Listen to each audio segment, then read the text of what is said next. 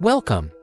Tonight, let your thoughts drift back not to heroic battles or royal courts but to the dim, flower-dusted corner of a medieval village bakery.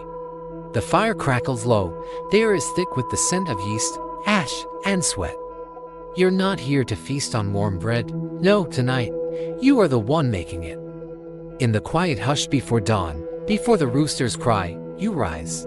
There is no alarm, no comfort of cotton sheets. Just a stiff straw mattress and the memory of duties undone. Because being a baker in the Middle Ages wasn't romantic. It was a life of rigid routine, dangerous ovens, and the ever-present anxiety of spoiled flour, or worse, the taxman. In this gentle journey through the past, we'll begin with the glamorous life of a medieval baker. Then, we'll follow the threads of famine, explore strange poisonings blamed on bread, and finally, peek through the gates of a castle to see how the nobility dined in stark contrast. So settle in, breathe slowly, and imagine yourself by the fire kneading dough before the world stirs. Segment 1: Ashes, Burns, and Bad Bread Life as a 14th century baker. Imagine it's the year 1324. You live in a cramped, smoky cottage behind your bakery stall in a bustling English market town. You're not a merchant or a miller, but a craftsman, and your craft begins in darkness. Your day starts while others sleep. The town bells won't toll for hours. You rise silently, careful not to wake the rest of the family still curled under shared woolen blankets. The floor is cold stone. You don't need light. The path to the hearth is muscle memory by now. Your hands, already cracked from yesterday's kneading, begin again mixing flour, coarse and dusty. With tepid water and sourdough starter, the yeast is alive, hopefully, if the bread doesn't rise. Today, the townspeople will not be forgiving. The oven is still cold. You kneel to coax it to life, feeding it kindling, then larger logs.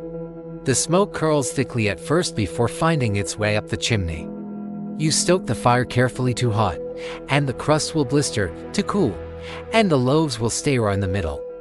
There's no thermometer, no timer, just intuition honed by years of error. By sunrise, your back aches and your face is smudged with ash.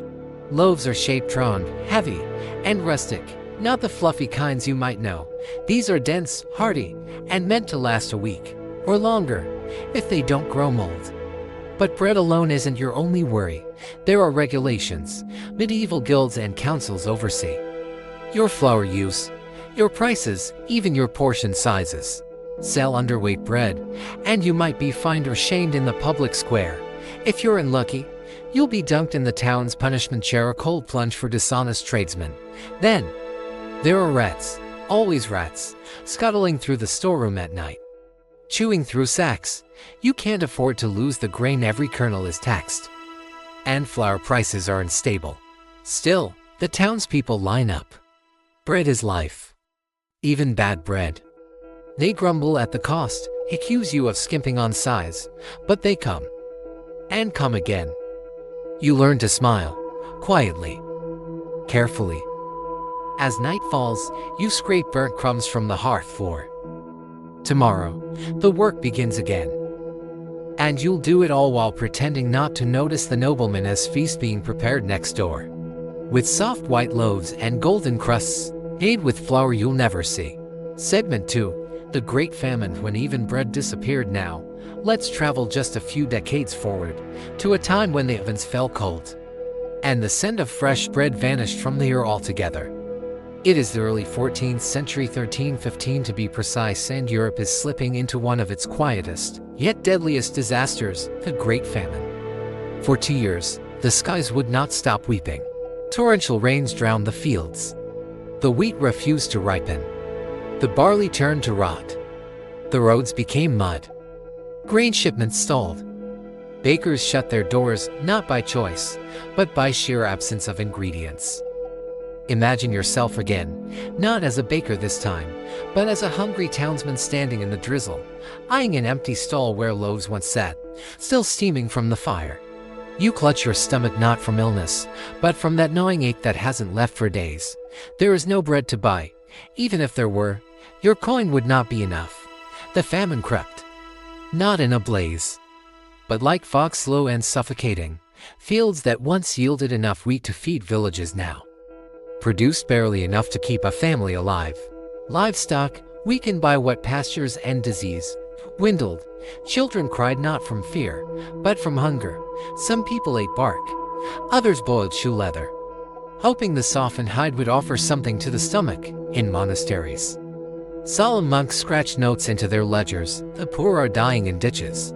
Chroniclers describe desperate villagers digging into graveyards, searching for forgotten stores of grain hidden during more prosperous times.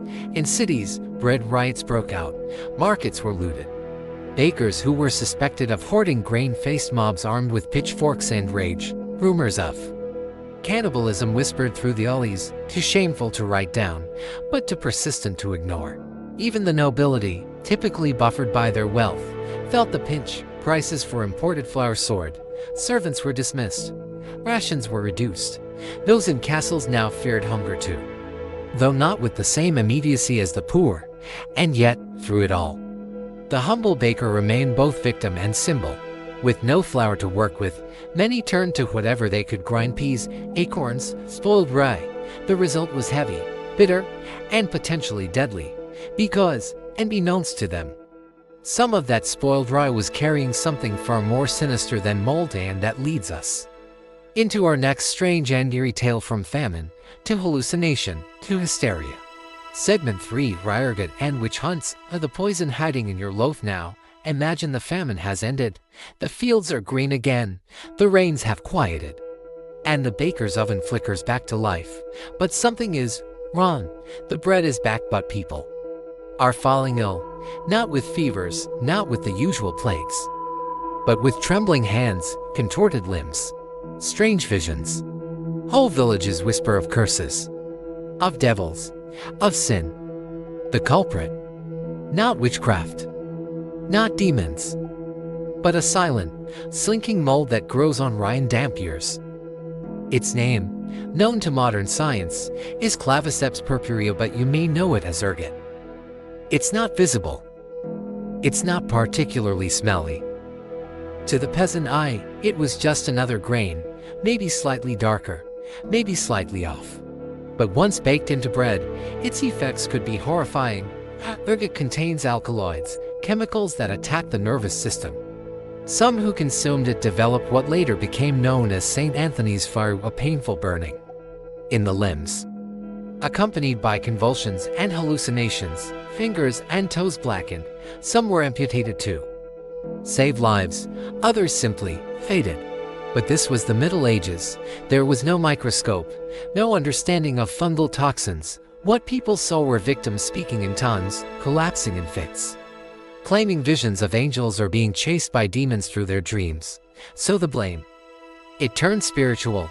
In village after village across parts of Europe, women, usually old, widowed, or simply odd, were accused of poisoning bread, of summoning spirits into the grain, of witchcraft. In one town, nuns claimed to see ghosts hiding in their cupboards after eating strange bread. In another, a baker was hanged not for fraud, but for baking with the devil's seed. No one understood that the culprit grew quietly in damp fields, waiting for just the right mix of rain and rye. Even centuries later, some historians suspect that certain infamous witch trials may have been sparked, in part, by foodborne hallucinations, hysteria fed by poor science, torture born from a loaf. And the baker, he was caught in the middle. He didn't grow the grain, he didn't know it was poisoned, but he baked the bread, and that was enough. Now, let the fire in the oven dim again, and step beyond the bakery's worn threshold. Because on the other side of the village lies something very different: silver trays, sugared fruits, and bread so soft it melts on the tongue. It's time to visit the castle. Segment for castle feasts and starving villages, a noble's view of bread. And now, let's leave behind the crowded village and its humble bakery. The cobbled streets fade into rolling green hills. Lanterns are replaced by torches burning in iron sconces. You're stepping into a place untouched by famine, at least not directly. Welcome to the manor hall, or better yet, the castle's great chamber, where the tables groan under the weight of what commoners might only dream about. Imagine it. Loaves stacked in baskets light, White bread made from fine wheat flour sifted to a snowy softness. This wasn't the rough, dark, barley-studded loaf of the field hand. This was manchette bread, reserved for the nobility, fit for lords, ladies, and honored guests. You sit beside a long trestle table. The walls are lined with tapestries. Musicians play softly in the corner. A steward places a warm slice on a polished silver trencher in front of you. It is light, fragrant, flaky, accompanied by a small dish of whipped honey and a bowl of almond milk. For the nobility, bread was never just sustenance. It was symbol, it was status, and it was never eaten alone. It was surrounded by roasted pheasant, preserved fruits, thick gravies, soft cheeses, and sometimes sugar imported at shocking cost from faraway lands. You might even use the bread itself as a plate of trencher to catch neat juices and sauces.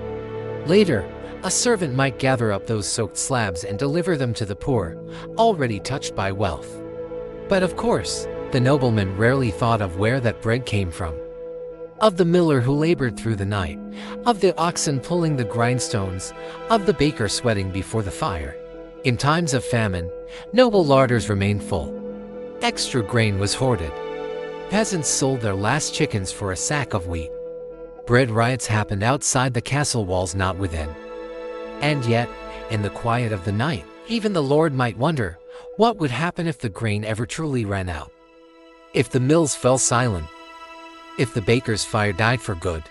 The rhythm of medieval life was woven with flour, water, and time.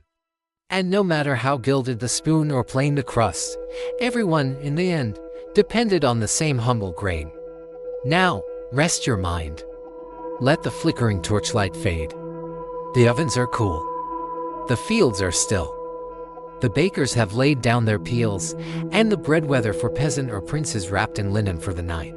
Sleep comes gently in the smell of flour and ash. Closing outro, the quiet legacy of bread. As we leave the medieval world behind, you might carry with you a newfound appreciation for something so ordinary, so often overlooked: bread.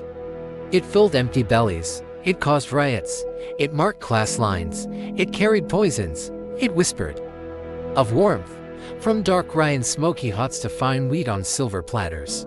Bread was never just food, it was the quiet heartbeat of daily life. And while today you may reach for a soft slice from a store shelf, free from famine or mold or fear, the echoes of those old ovens still linger. The patient wait for yeast to rise, the steady rhythm of kneading, the quiet crackle of crust in the early dawn. Sleep now, if you haven't already. Let your mind wander through candlelit kitchens and faraway fields. The fire has faded, the flour is at rest, and history is gently asleep with you.